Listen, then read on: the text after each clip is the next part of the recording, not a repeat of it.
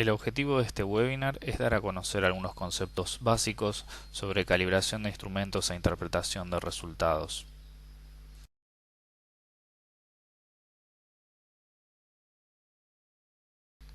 Entre los temas a tratar estaremos abordando conceptos básicos sobre metrología, especificaciones de un sistema de medición, calibración y ajuste, expresión de la incertidumbre de la medición, interpretación de la información contenida en un certificado de calibración y una breve introducción a la trazabilidad y estandarización.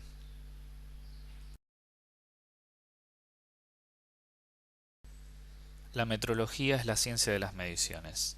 Contempla todos los aspectos teóricos y prácticos que hacen el proceso de medición. Una magnitud es un atributo de un fenómeno, cuerpo o sustancia que puede ser distinguido cualitativamente y determinado cuantitativamente. Algunos ejemplos de magnitudes son la longitud, la masa, el tiempo, el peso, la velocidad, la temperatura, la humedad relativa y la presión.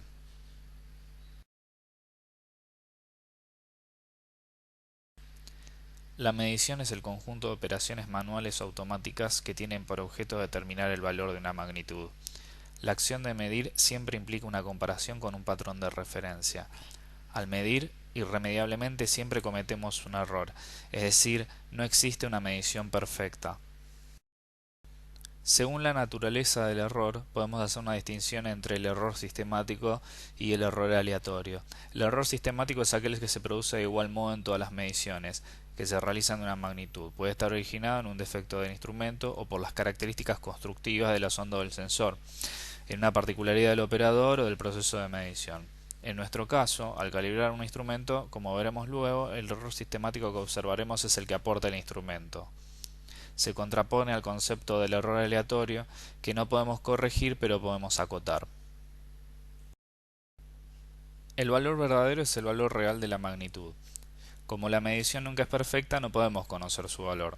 La mejor estimación que podemos tener del valor de la magnitud es el valor convencionalmente verdadero, medido con un sistema de medición de alta calidad, es decir, aquel instrumento o patrón de referencia que tenga una alta exactitud, una alta precisión y una alta resolución. Antes de definir los conceptos de exactitud, precisión y resolución, veremos de forma breve cómo es un sistema de medición electrónico. Los instrumentos de medición electrónicos, y particularmente los digitales, no interpretan de forma directa las variaciones en la magnitud medida, sino a través de variaciones de señales eléctricas recibidas, que son proporcionales a esas variaciones de la magnitud física. Para que el instrumento pueda mostrar, almacenar, hacer cálculos o transferir los valores, deben previamente convertirse a una señal eléctrica analógica y luego a una señal digital que el instrumento pueda procesar. La primera conversión la realiza el sensor, que es el elemento transductor. Entre los terminales del sensor se mide una variable eléctrica, como por ejemplo la tensión, la resistencia o la corriente, y esa variación de la variable eléctrica es función de la variación de la magnitud física que se desea medir, por ejemplo la temperatura. La sonda es el soporte físico del sensor y permite adaptarlo al medio. Una sonda puede tener más de un sensor, por ejemplo las sondas de termómetro cuentan con un sensor para la temperatura y otro sensor para la humedad relativa. La sonda o los sensores también pueden estar directamente integrados al instrumento o bien ser conectables de forma externa. Existe una segunda conversión de analógico a digital en los sistemas digitales y esa conversión puede estar realizada tanto en el instrumento como en la sonda. O bien puede ser entregada la señal ya digitalizada desde el sensor, dependiendo de la tecnología empleada. Podemos dividir las especificaciones de un sistema de medición en dos partes. Por un lado tenemos las especificaciones que tienen que ver con la capacidad de medición del instrumento, como puede ser el tipo de sensor empleado, el rango de medición, la exactitud, la resolución y la precisión. Por otro lado, tenemos especificaciones del instrumento que tienen que ver con la aptitud física que tiene ese instrumento para realizar la medición y en qué condiciones se puede hacer la medición.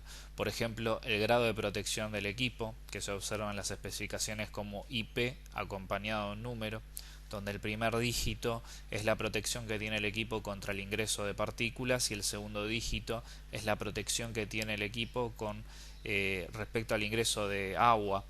Otras especificaciones de aptitud física tienen que ver con el rango de temperatura en el que se puede usar el equipo. Una cosa es el rango de temperatura que puede medir un termómetro y otra cosa es el rango de temperatura en el cual puede trabajar el equipo. Por ejemplo, si tiene sonda externa, cuando uno observa el rango de medición, ese rango de medición hace referencia al rango que puede medir esa sonda externa. Pero por otro lado tenemos también la especificación de la aptitud física del instrumento, que no siempre está en las mismas condiciones que la sonda. Por ejemplo, si tengo la sonda de inmersión sumergida en un líquido a alta temperatura, la especificación del instrumento no tiene por qué llegar hasta el rango al que llega la sonda. Es decir, el instrumento puede estar trabajando a temperatura ambiente mientras que la sonda está trabajando a otra temperatura completamente distinta. Otras especificaciones de aptitud física tienen que ver, por ejemplo, con los materiales en los cuales se puede utilizar la sonda en los medios, si el instrumento dispone de memoria o de display o alguna interfaz para transmitir los datos. En esta diapositiva podemos ver un ejemplo con especificaciones de un termómetro con sonda de inmersión integrada. Entre los datos técnicos podemos observar datos que tienen que ver con la capacidad de medición en la primera parte, mientras que en la segunda parte podemos ver las especificaciones de aptitud física del sistema. Por ejemplo, la temperatura de funcionamiento de menos 20 a 50 grados, la temperatura de transporte, almacenamiento. Esta temperatura hace referencia a el equipo sin la batería. La temperatura de funcionamiento es con el equipo con la batería puesta y encendida. El tipo de alimentación, la autonomía que ofrecen las pilas, el tipo de material que tiene la carcasa, el tipo de protección, como les comentaba anteriormente, en este caso es de IP67. IP67 quiere decir que no puede ingresar polvo bajo ninguna circunstancia al equipo. Esto está dado por el número 6 y por el número 7, que debe soportar la inmersión completa durante 30 minutos hasta 1 metro de profundidad bajo agua. Si volvemos a las primeras características del sistema de medición, vemos que el rango de medición es de menos 50 a 275 grados, es decir que la sonda del equipo puede medir hasta esa temperatura, la resolución es de 0 a 1 grado y la exactitud está expresada como un valor fijo dentro de un rango o como un valor relativo en otro rango.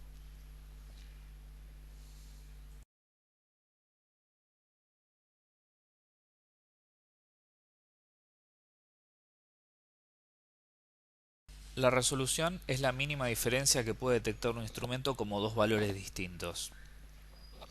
Si una variación, por ejemplo de temperatura, es mayor que la resolución del equipo, la voy a ver como dos números distintos. Si la variación de temperatura es menor que la resolución del equipo, entonces probablemente no pueda haber una variación en el display del equipo, sino que los voy a ver como el mismo valor. Supongamos que en una medición estable tenemos un valor convencionalmente verdadero de 23,162 grados. Por otro lado, medimos con un instrumento que tiene una resolución de 0 a 1 grado y una exactitud de más o menos 0,6 grados.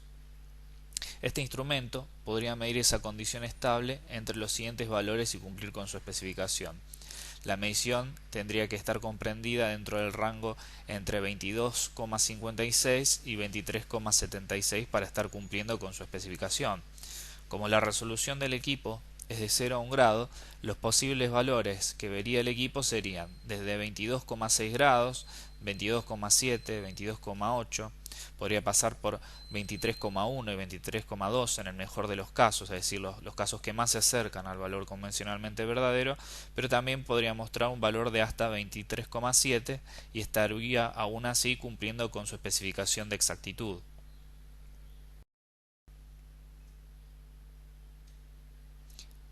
Para definir exactitud, supongamos que se toma una serie de mediciones consecutivas con el instrumento nuevo y todas las mediciones son tomadas exactamente de la misma forma y en las mismas condiciones.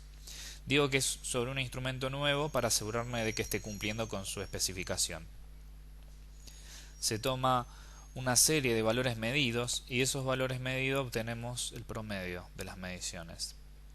Si volvemos a las especificaciones de este instrumento, podemos observar que este valor de 25,2 en promedio está dentro del rango de menos 30 a 100 grados, donde la exactitud está especificada como más o menos 0,5 grados de la medición. Esta exactitud está dada más o menos un dígito. Esto quiere decir que a ese valor de más o menos 0,5 debemos sumarle un dígito de la resolución, que para este instrumento es de 0,1 grado. Entonces la especificación de exactitud para 25,12 grados nos queda como más o menos 0,6 grados. La exactitud es la capacidad de un instrumento de acercarse al valor de la magnitud real.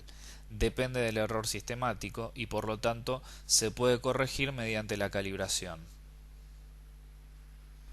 La precisión es la capacidad de un instrumento de dar el mismo resultado en mediciones diferentes realizadas en las mismas condiciones. No se debe confundir con la exactitud. La precisión de un instrumento determina en gran parte la dispersión entre las mediciones efectuadas. Supongamos que tenemos dos instrumentos del mismo modelo, tomamos mediciones del primer instrumento y tomamos mediciones del segundo instrumento. Podemos observar en estas dos tablas que el promedio de las mediciones en los dos casos fue el mismo. Sin embargo, si observamos las mediciones, vemos que existe una mayor dispersión en el primer caso, es decir, la varianza es mayor y el desvío estándar es mayor en el primero de los casos. Podríamos concluir entonces que el segundo instrumento, donde el desvío estándar de las mediciones fue menor, es más preciso que el primer instrumento. Si asumimos que todas las mediciones tomadas se realizan siempre en las mismas condiciones y que pueden aproximarse por distribución normal, podríamos pensar este caso como se observa en el gráfico. En azul vemos la distribución de las mediciones obtenidas y en rojo se indican los límites dentro de los cuales el equipo se halla en cumplimiento con su especificación de fábrica o clase. Si además tuviésemos la posibilidad de determinar el valor convencionalmente verdadero con un patrón de referencia, otro instrumento, por ejemplo, observaríamos que la esperanza o promedio de los valores medidos, es decir, el máximo de la campana de Gauss, puede no coincidir con ese valor convencionalmente verdadero. Esta diferencia viene dada por el error sistemático en la medición. Como este error se produce siempre de la misma manera, podemos obtener un valor de corrección a través de la diferencia observada. La precisión del instrumento determina en gran parte la dispersión entre las mediciones y forma parte del error aleatorio. Si el valor convencionalmente verdadero se halla dentro del intervalo de exactitud del equipo, entonces el instrumento mide de acuerdo a su especificación de fábrica de exactitud. Se observa entonces que la corrección no puede ser mayor que la especificación de exactitud y que la dispersión entre las mediciones tampoco puede ser demasiado grande porque podría haber valores que queden fuera de este módulo también. En el caso observado, la corrección es distinta de cero y aún así el instrumento mide bien, dentro de la especificación. Si conociésemos ese valor de corrección, podríamos sumarlo al promedio de los valores medidos para obtener lo que se llama medición corregida. En este otro ejemplo observamos una serie de mediciones que fueron tomadas con otro instrumento de similares características. En este caso, el promedio obtenido de los valores está muy cerca del valor convencionalmente verdadero medido, es decir, este instrumento tiene muy buena exactitud. En este otro ejemplo de mediciones obtenidas a partir de otro instrumento distinto a los anteriores, observamos que el valor de corrección es muy grande y el promedio de las mediciones está muy lejos del valor convencionalmente verdadero. En este caso, el valor de corrección es mayor que el módulo de la exactitud especificada para este equipo, es decir, el instrumento está fuera de especificación. Según lo definido anteriormente y lo observado en los ejemplos para exactitud y precisión, entonces se pueden dar cuatro casos distintos. Puede ser que el instrumento sea preciso y exacto en el mejor de los casos. En el peor de los casos, puede ser que el instrumento sea impreciso e inexacto, es decir, las mediciones entre sí tienen una gran dispersión y el promedio de los valores está lejos del valor convencionalmente verdadero. Y tenemos dos casos en el centro, donde el instrumento puede ser impreciso y exacto, es decir, el promedio de las mediciones está cerca o es igual al valor convencionalmente verdadero, pero las mediciones entre sí presentan una gran dispersión, y otro caso donde el instrumento puede ser preciso e inexacto, es decir, el valor promedio de las mediciones obtenidas está lejos del valor convencionalmente verdadero, pero entre sí las mediciones tienen poca dispersión. Si tenemos que elegir entre un instrumento impreciso y exacto o un instrumento preciso e inexacto, si disponemos de un certificado de calibración para ese instrumento, entonces, por más que el instrumento no sea exacto, como podemos conocer un valor de corrección para ese instrumento, podemos obtener el valor de la medición corregida. Es decir, es como si centráramos nuevamente ese conjunto de valores alrededor del valor convencionalmente verdadero. Por lo tanto, la medición corregida más la incertidumbre obtenida con un instrumento preciso e inexacto va a ser de menor incertidumbre que con un instrumento impreciso y exacto que también esté calibrado, por ejemplo. Teniendo en cuenta esto, entonces, problemas con la exactitud se pueden corregir, pero problemas con la precisión no se pueden corregir. A continuación, daremos la definición de calibración y de ajuste. En lo cotidiano notamos que muchos usuarios utilizan ambos términos de forma indistinta, pero son dos conceptos completamente distintos. La calibración es la comparación de la medición del instrumento con una referencia o patrón de la cual se tiene información sobre cómo mide. Contempla todos los cálculos estadísticos y la confección del certificado. Es decir, que para poder realizar la calibración debo llegar a conocer el valor convencionalmente verdadero mediante otro instrumento. El instrumento de referencia debe tener una exactitud, precisión y resolución mucho mayor que el instrumento calibrado, por ejemplo de 10 veces, aunque en la práctica es muy difícil lograr esto por un problema de tecnología de medición y de costo. Muchas veces ese valor tanto mayor de exactitud, precisión y resolución que el instrumento calibrado se encuentra entre 3 a 5 veces. La calibración permite obtener información acerca de cómo mide el instrumento. Que un instrumento esté calibrado no quiere decir que la indicación sea más exacta, sino que se conoce mayor información acerca de cómo mide. El resultado de la calibración permite saber si un instrumento mide bien o mal, y permite conocer información acerca de su exactitud e incertidumbre de medición. Al calibrar se obtiene un valor de corrección aplicable a la medición del instrumento. Entonces, la corrección es la diferencia obtenida en la calibración entre el valor medido por el patrón y el valor medido por el instrumento bajo ensayo. Generalmente los valores que se observan de referencia de instrumentos son valores promedio. La medición corregida es entonces la medición del instrumento sumada con la corrección. Si la corrección es menor que el valor de exactitud especificado, entonces el instrumento mide de acuerdo a su especificación de exactitud. Es decir, esto es lo mismo que estábamos viendo en los ejemplos anteriores. El ajuste, en cambio, es la modificación sobre la respuesta del equipo para que dé valores más cercanos al valor convencionalmente verdadero. Entonces no debemos confundir calibración con ajuste. Cualquier instrumento puede ser calibrado, ya que es la comparación con un patrón de referencia, pero no todos los equipos permiten ser ajustados. Para que el equipo pueda ser ajustado, ese equipo debe poder almacenar ese ajuste realizado de alguna manera. En muchos casos, ese ajuste se graba en la memoria del equipo. De los equipos que permiten realizar el ajuste del mismo, algunos permiten realizar el ajuste en un único punto.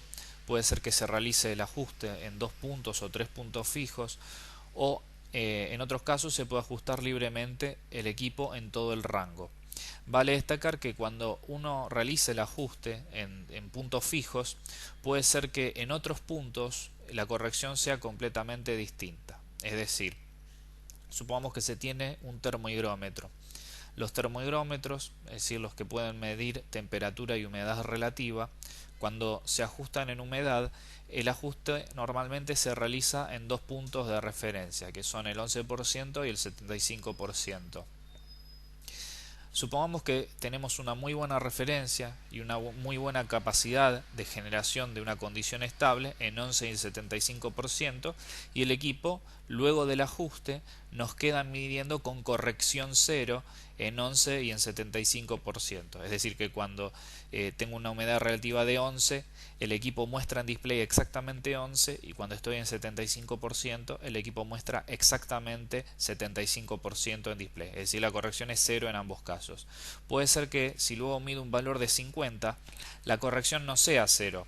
Es decir, el ajuste, en los puntos de ajuste, no implica que la corrección luego sea cero en todos los puntos, digamos en cualquier punto dentro del rango de medición del equipo. Por eso, normalmente cuando se realiza el ajuste, previamente se debe realizar la calibración del equipo. Luego el equipo se ajusta de acuerdo a los datos obtenidos en la calibración y luego el equipo se vuelve a calibrar para ver cómo quedó midiendo. Esto podemos verlo en el siguiente diagrama. Lo primero que se realiza es el diagnóstico básico de funciones que tienen que ver con la operatividad del equipo. Por ejemplo, si el equipo enciende correctamente, si no indica ningún error, si no tiene segmentos quemados en el display, es decir, si puede mostrar correctamente la medición independientemente del valor que sea. Y una vez realizado el diagnóstico básico de las funciones, o por ejemplo si necesita cambio de batería, se realiza la calibración, que como dijimos anteriormente es la comparación con el patrón de referencia. A partir de esa calibración se obtienen los resultados de la calibración, es decir, la corrección y la incertidumbre de la medición. A partir de estos valores se determina si el equipo cumple o no con sus especificaciones. Si el instrumento cumple con su especificación, entonces el instrumento mide bien y se realiza el certificado con los resultados. Si el equipo no cumple con la especificación, se debe verificar si ese equipo permite realizar un ajuste. Si el equipo no permite realizar un ajuste, entonces se recomienda el reemplazo de la sonda o del instrumento, ya que está midiendo fuera de especificación. Si se puede realizar el ajuste, entonces se realiza el ajuste y luego se calibra nuevamente para ver cómo quedó midiendo ese equipo. Se evalúan entonces los resultados de esa recalibración y si el equipo cumple con la especificación luego de la recalibración, se emite el certificado donde se vuelcan los valores antes y después del ajuste. Suponiendo que el equipo quede midiendo mal aún después del ajuste, esto puede estar dado porque el sensor está demasiado deteriorado y por más que logremos ajustar en un par de puntos o en 3 puntos el equipo, luego se observa que en otros puntos dentro del rango de medición el equipo aún se encuentra fuera de especificación. Entonces se evalúa si se puede cambiar el sensor. Si no se puede cambiar el sensor, entonces el equipo es irreparable y en muchos casos se debe cambiar o la sonda o el equipo. Si el equipo permite realizar el cambio de sensor, entonces se cambia el sensor por uno nuevo, se ajusta el sensor y se recalibra si es necesario, ya que dependiendo de la tecnología de medición puede ser que el sensor nuevo necesite obligatoriamente un ajuste o no. Y luego de hacer ese ajuste y recalibración del sensor nuevo, se emite entonces el certificado de calibración que refleja el antes y el después de la reparación, que en este caso sería el cambio y el ajuste del sensor nuevo. El resultado de la calibración es la expresión del estado de medición del instrumento. Este resultado debe ir acompañado de alguna información sobre la calidad con que fue hecha la medición o la calibración para poder tomar decisiones. Entonces, el resultado de la calibración viene expresado como el valor más probable más menos un valor de incertidumbre, que justamente ese valor de incertidumbre es el que me da la información de la calidad del resultado. Veremos entonces cómo debe estar expresado ese resultado de la medición. De acuerdo a la guía de expresión de la incertidumbre de la medición, la declaración completa del resultado de una medición involucra 4 valores: el valor medido, la incertidumbre de medición asociada, el intervalo de confianza y el factor de cobertura asumido.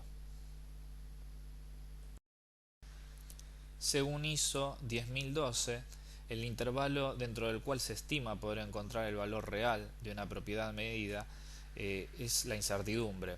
Se da generalmente con una probabilidad o un nivel de confianza determinado. La incertidumbre está compuesta de muchos factores, algunos pesan más que otros en el valor final. Cuando hablamos de incertidumbre, podemos estar haciendo referencia a la incertidumbre de la calibración, es decir, del ensayo, de la comparación con el patrón de referencia, o a la incertidumbre de una medición que luego realiza el usuario con su instrumento ya calibrado. En el caso de la incertidumbre de la calibración, tenemos que tener en cuenta la incertidumbre de la referencia usada en la calibración, ya que nuestro patrón de referencia tampoco realiza una medición perfecta. Debemos tener en cuenta también la resolución de ambos instrumentos, la imprecisión de ambos instrumentos, la histéresis de los sensores, la inestabilidad y falta de homogeneidad de los generadores que estoy usando para proveer de una condición estable, tampoco son perfectamente estables, y podemos tener otras influencias del entorno. Eso con respecto a la incertidumbre de la calibración. Con respecto a la incertidumbre de medición, entonces, cuando el usuario reciba su instrumento calibrado, dentro de su incertidumbre de medición va a estar propagándose el error de, digamos, la incertidumbre de la calibración de ese instrumento, es decir, la incertidumbre informada en el certificado, la inestabilidad del proceso, influencias del entorno, tanto ambientales como del operador. Es decir, que cuando uno recibe el certificado de calibración, la incertidumbre informada formará parte de la incertidumbre de la medición, pero no es la incertidumbre de la medición. Para poder calcular la incertidumbre de la medición, debemos primero definir un modelo matemático que me permita contemplar los distintos valores que contribuyen a esa incertidumbre. En el siguiente ejemplo veremos el cálculo de incertidumbre para este instrumento Testo 106 que vimos en el ejemplo. Para realizar la calibración se introduce la sonda del instrumento a calibrar junto con una sonda de referencia en un generador de temperatura que provee una condición estable de temperatura. Para cada punto que se desee calibrar, se debe primero dejar estabilizar el generador en esa temperatura, tomar una serie de mediciones y luego pasar a la otra medición. Veremos en este caso que el valor promedio indicado para este punto fue de 25,298 grados según la sonda de referencia, mientras que el instrumento indicó 25,12 en promedio. En la diferencia de estos valores podemos ver que 0,178 y sería el valor de corrección. Según la guía de expresión de la incertidumbre, podemos evaluar cada uno de los componentes de la incertidumbre de acuerdo a dos tipos. Del tipo A, si surgen a partir de la observación de un conjunto de mediciones, o de tipo B, si están especificados a partir de hojas de datos o por el fabricante. Para cada componente de la incertidumbre asumimos una distribución y en este caso, que estamos viendo la influencia de la no linealidad del sensor, se calcula cuál es el valor estimado, es decir, en este caso la corrección, y cuál es la dispersión entre las mediciones que estaría aportando a la incertidumbre entonces, mientras que este valor estimado de la corrección sería el que corrige el error sistemático de la medición. En cambio, la incertidumbre de la medición, dada por la imprecisión del instrumento, va a estar dentro de lo que es la incertidumbre expandida de la medición. En el caso anterior tuvimos en cuenta la exactitud y la precisión del equipo a través de la no linealidad del sensor y asumimos una distribución normal. En este caso, para tener en cuenta la influencia de la resolución de la indicación del equipo, vamos a asumir una distribución uniforme. De esta distribución uniforme obtenemos el desvío estándar, que viene dado por la diferencia entre los dos valores extremos, que en este caso esa diferencia entre los dos valores en total es de 0,1, dividido la raíz de 12. Podemos verlo de otra forma, como la mitad del ancho de la distribución rectangular dividido raíz de 3, o sea, operando llegamos a lo mismo. También se tiene en cuenta en el cálculo de incertidumbre la histéresis de los sensores. El valor indicado por el equipo cuando está en corrida ascendente podría ser distinto al valor indicado por el equipo cuando está en corrida descendente. Por esto, durante las calibraciones, generalmente lo que se hace es setear el generador de la condición en un valor menor al valor en el cual se desea calibrar el equipo, luego hacer ascender ese valor hasta el valor donde se desea calibrar, luego se somete a un valor más alto y se hace bajar de nuevo hasta ese valor. Se observan las mediciones en rampa ascendente y descendente y a través de estos valores se determina la histéresis del equipo. En este caso también asumimos una distribución uniforme de los valores. Tenemos en cuenta también la influencia de la repetibilidad de la medición, que puede ser un dato que venga dado por el proceso de fabricación. Entonces asumimos que es una incertidumbre de tipo B. En este caso la distribución es normal. La dispersión entre las mediciones dada por la influencia de la homogeneidad del generador también es considerada en el cálculo de la incertidumbre. Para ello, previamente debe estar mapeado ese generador, debe estar caracterizado y mediante esa caracterización entonces se observa la distribución de los valores y cuál es su dispersión en distintos puntos de ese generador. Generalmente se requiere que la sonda del instrumento calibrado y la sonda del patrón estén lo más cerca posible como para poder minimizar este tipo de influencia, que puede estar dado si es un líquido en movimiento el que genera la condición estable por la circulación de ese líquido, o si es aire por la recirculación del aire dentro de ese recinto. Se debe tener en cuenta además la incertidumbre de la calibración del patrón de referencia con el cual estamos calibrando nuestro equipo, ya que la medición de ese patrón de referencia tampoco fue perfecta. Ese patrón de referencia, a su vez, debió ser calibrado con otro patrón de referencia. Entonces, esa incertidumbre indicada en el certificado de calibración del patrón es tenida en cuenta también para nuestro cálculo de incertidumbre del equipo que estamos calibrando. Con todas estas contribuciones obtenidas, realizamos un modelo de balance de incertidumbres listando todas ellas y teniendo en cuenta un coeficiente de sensibilidad para cada una de las contribuciones. En este caso asignamos 1 como valor de coeficiente de sensibilidad para cada una de ellas.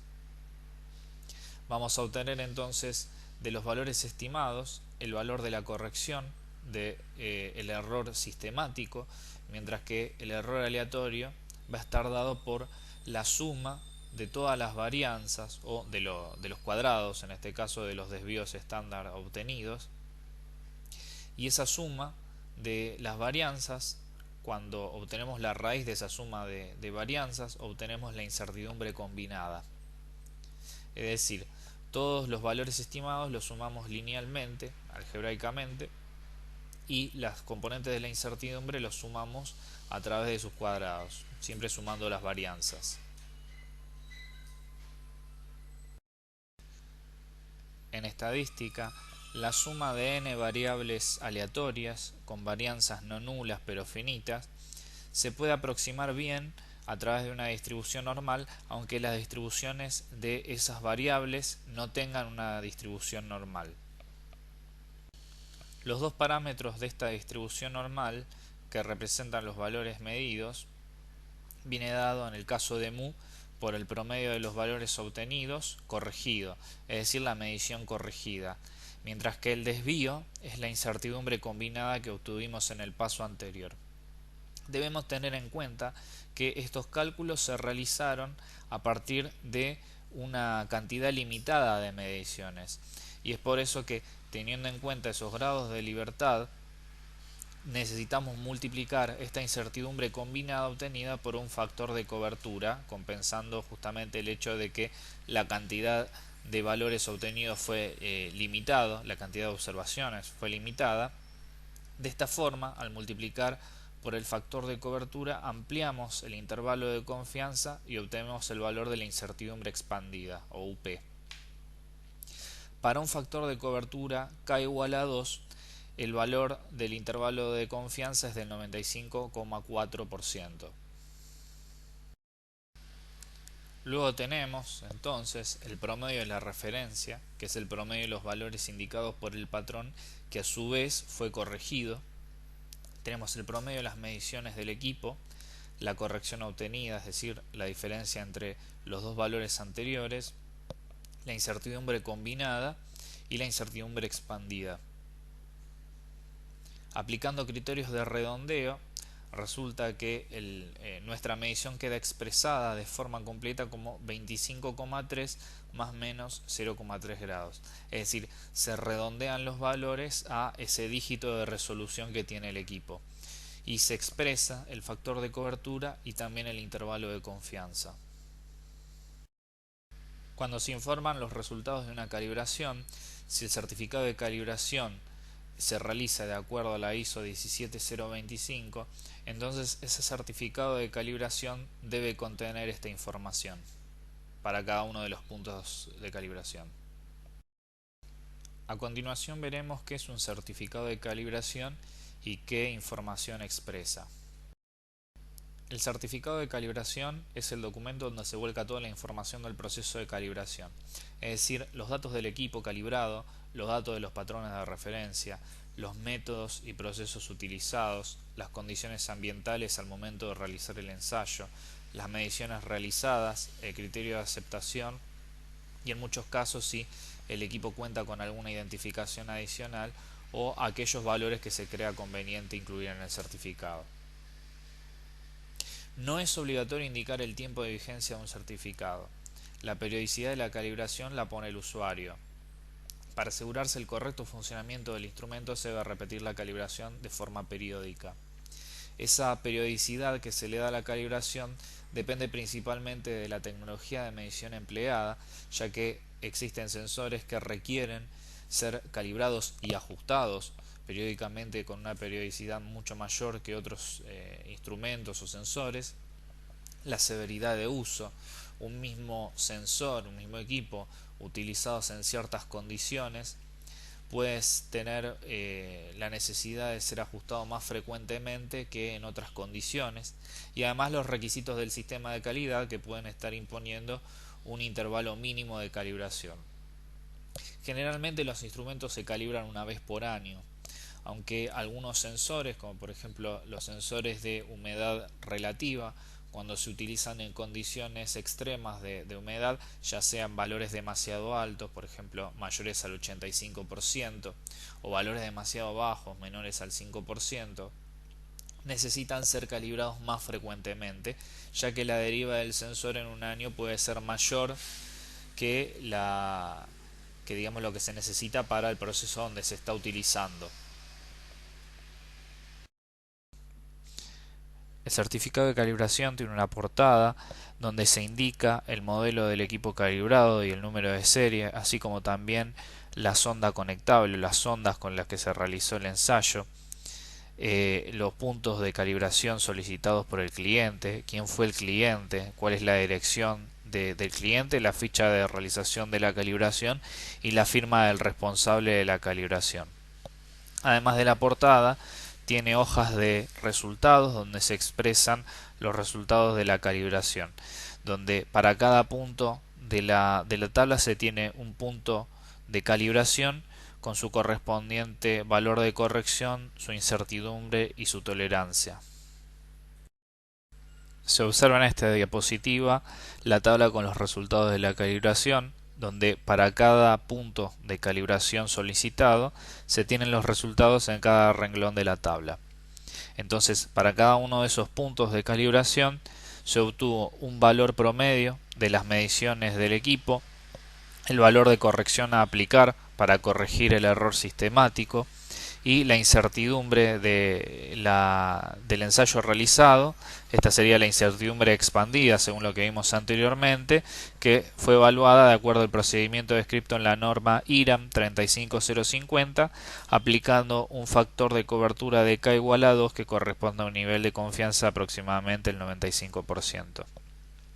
Comparemos entonces la medición corregida aplicando los datos contenidos en un certificado de calibración con la medición que obtendríamos sin tener datos de calibración, donde tendríamos que aplicar para el cálculo de la incertidumbre la especificación de la exactitud del instrumento que estamos utilizando.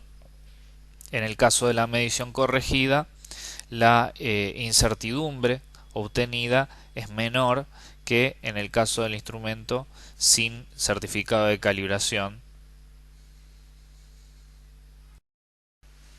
Hasta ahora los valores que vimos eran referidos a la medición del propio instrumento, pero ahora introducimos otro concepto que es la tolerancia.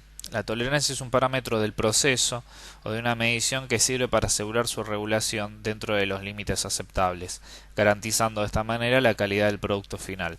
Además de los límites, se deben tener en cuenta las incertidumbres correspondientes.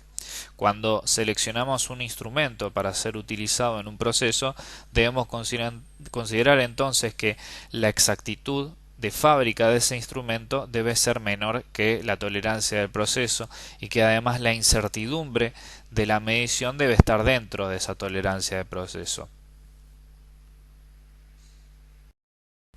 Si un instrumento seleccionado para ser utilizado en un proceso cuya especificación de exactitud cumple con esa tolerancia de proceso y además el instrumento es calibrado, se debe cumplir que la corrección informada en el certificado debe ser menor o igual a la especificación de exactitud y esa especificación de exactitud entonces debe ser menor o igual a la tolerancia de proceso. Además, la incertidumbre de la medición debe ser menor a la especificación de la exactitud y a su vez debe ser menor que la tolerancia de proceso. De acuerdo a esto, entonces podemos tener mediciones que estén en una zona de conformidad cuando tenemos la medición corregida más la incertidumbre y está dentro de estos valores de tolerancia. Tenemos una zona de no conformidad si la medición está fuera de los valores de tolerancia, pero si la medición indicada por el instrumento corregida y a la cual le sumamos el valor de incertidumbre está muy cerca de los límites de tolerancia, entonces estamos en una zona de duda, ya que la medición, aunque el valor indicado esté dentro de la tolerancia, si sumamos la incertidumbre puede quedar fuera de la tolerancia y por el contrario, un valor que está fuera de los límites de tolerancia, teniendo en cuenta la incertidumbre, podría estar dentro de los límites de tolerancia. En este último caso, eso, digamos, el tipo de medición se toma como una no conformidad, es decir, si el valor indicado está fuera de los límites de tolerancia, pero si está dentro de los límites, entonces en ese caso, bueno, de acuerdo al requerimiento puede ser una no conformidad o podría de todas formas considerarse la medición como válida. Digamos, por seguridad debería tomar las dos mediciones como una no conformidad. En esta última parte del webinar veremos una breve introducción a trazabilidad y estandarización. La trazabilidad es la propiedad que tiene el resultado de una medición de ser relacionado con una referencia conocida mediante una cadena continua de comparaciones, las cuales deben tener una incertidumbre conocida. Es decir, mi instrumento calibrado puede ser trazable, por ejemplo, al INTI, que es la máxima autoridad en metrología en nuestro país, a través de una cadena ininterrumpida de calibraciones de los distintos patrones que se fueron utilizando hasta llegar a la calibración de mi equipo, donde el primer patrón es trazable a dicha institución. Por otro lado, el patrón de referencia es el instrumento o sistema que me va a dar el valor más cercano al valor real de la magnitud física que estoy midiendo, es decir, el que me va a indicar el valor convencionalmente verdadero. Según la calidad del sistema y la trazabilidad que tenga, se denominan primario, secundario o patrón de trabajo. El patrón primario es el patrón cuyo valor es aceptado sin hacer referencia a otro patrón. Se puede utilizar como patrón primario, por ejemplo, el punto de fusión de algunas sustancias o el punto de equilibrio de diferentes sustancias. Mientras que el patrón secundario es un patrón, que puede ser un instrumento, cuyo valor se asignó por comparación con un patrón primario. El patrón de trabajo, por otro lado, es el patrón que se usa para las tareas rutinarias de calibraciones. Este patrón de trabajo generalmente es calibrado con un patrón primario o con un patrón secundario. La exactitud, la precisión y la resolución del patrón de trabajo va a estar relacionado con el tipo de tarea a desarrollar. Puede ser que un patrón de trabajo tenga una exactitud y una precisión mucho menores que la de los patrones que se utilizan para realizar las calibraciones justamente. En esta diapositiva se dan algunos ejemplos sobre las máximas autoridades de metrología. En Argentina es el INTI, el Instituto Nacional de Tecnología Industrial, mientras que en Alemania es el PTB y en Estados Unidos es el NIST. Con respecto a la estandarización, vamos a definir dos conceptos. Uno de ellos es la certificación.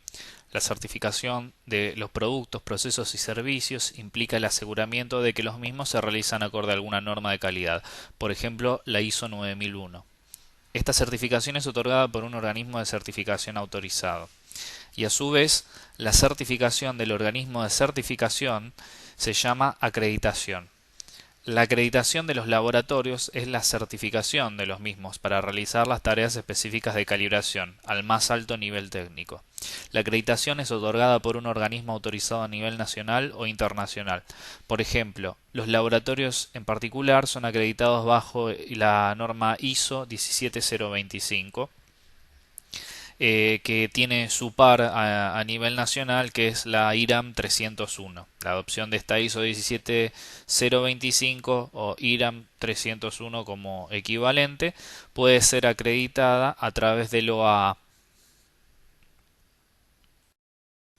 En esta otra diapositiva observamos ejemplos de organismos de acreditación y supervisión. En nuestro país, como les comentaba anteriormente, el organismo que realiza las acreditaciones es el Organismo Argentino de Acreditación, que es un ente privado, mientras que la red INTISAC, el Servicio Argentino de Calibraciones, realiza la supervisión y reconoce bajo 17025 a todos los laboratorios que estén integrando dicha red. Muchas gracias por su atención. Pueden ponerse en contacto con nosotros y consultar información, manuales y catálogos acerca de los instrumentos de medición ingresando a nuestro sitio web www.testo.com.ar o vía email a través de info@testo.com.ar.